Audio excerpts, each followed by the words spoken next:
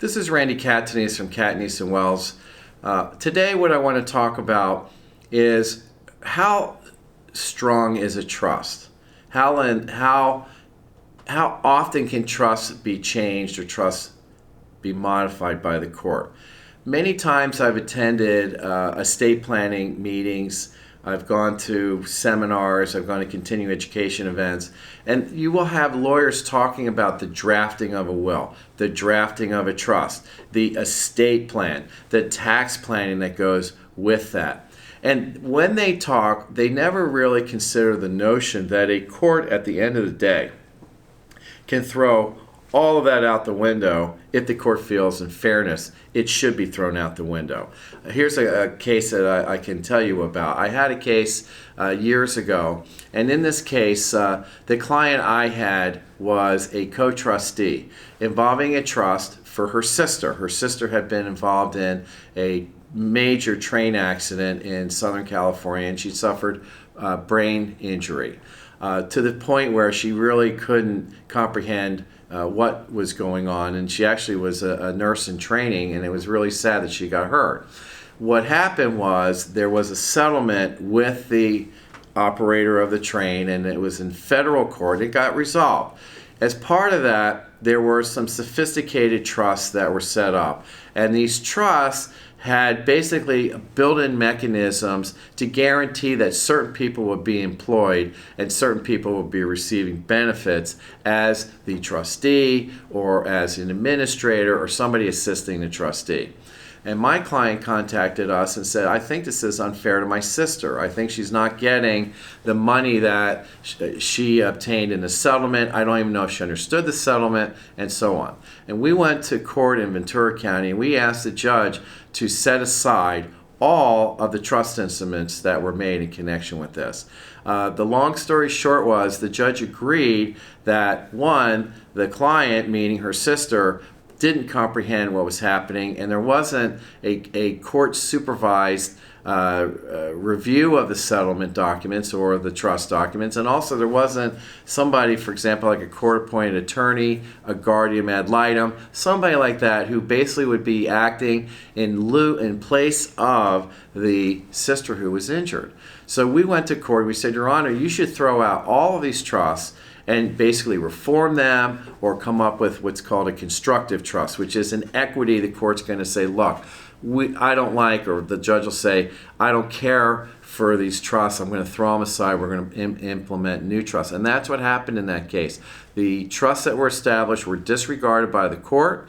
The court created new trusts. The court hired new trustees. The court brought in guardian ad litem. And so here's a situation where millions and millions of dollars were involved. I think this particular person got the largest award settlement from the train accident, and all of it got set aside because the judge felt it was unfair. So the reason I bring this up is if you are someone who has a situation where there's a will, there's a trust, you're not sure if it's legal, you're not sure if it's enforceable, the law provides that in the event certain things occur, the judge has the ability to set the trust aside, set the will aside.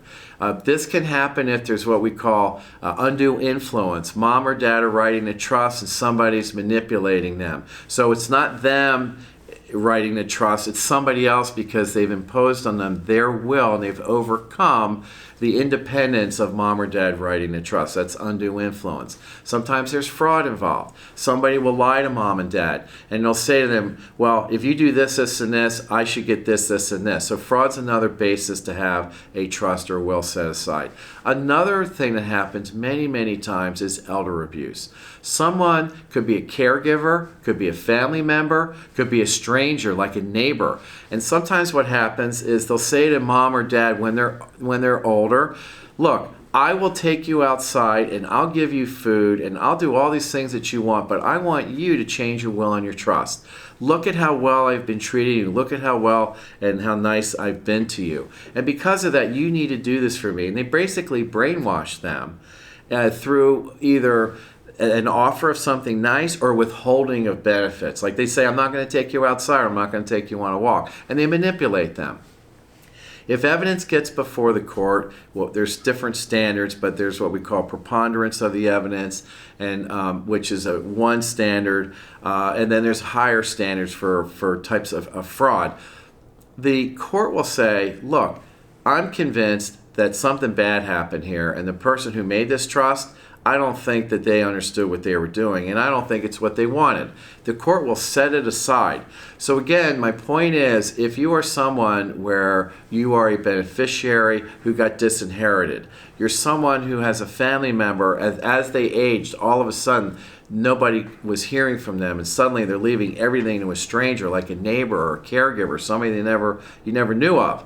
These are classic situations where more than likely the evidence would establish that the person who is getting the gift, the caregiver, the neighbor, a stranger, normally there'll be some manipulation involved. And a classic situation, again, too, is isolation. You've got a relative, they're in a different state, and suddenly this person who you never heard of is receiving the entirety of their estate, when that person, when they were younger, loved you or loved your sister or loved your aunt or your uncle, and they would never do that. They, of course, would leave it to their family. One last thing, in California, and most states are like this, when somebody's leaving a gift, the assumption is the natural affection, right? The benefit of my natural affection is I'm going to leave my estate to my son. I'm going to leave it to my daughter, or an aunt's going to leave it to her sister if she doesn't have any children, and so on. And so California, like most states, will say, look, if there's a stranger involved and they're getting the estate when family members are alive, it doesn't appear to be a natural center for affection. And so normally the courts are going to look at that with a raised eyebrow. Doesn't mean they're going to set it aside. The evidence has to be there. But the court at first glance is going to look at that as very suspicious, and they're going to be careful about how they proceed. So to wrap this up, just remember, if you have a will, you have a trust, somebody tells you, oh, it's set in stone, you can't do anything about it, that's not true. If you have evidence of wrongdoing or evidence of tampering with somebody's volition, meaning their will, to make a trust or a donative document, then you should consult with an attorney who could probably help you. We do offer that type of consultation.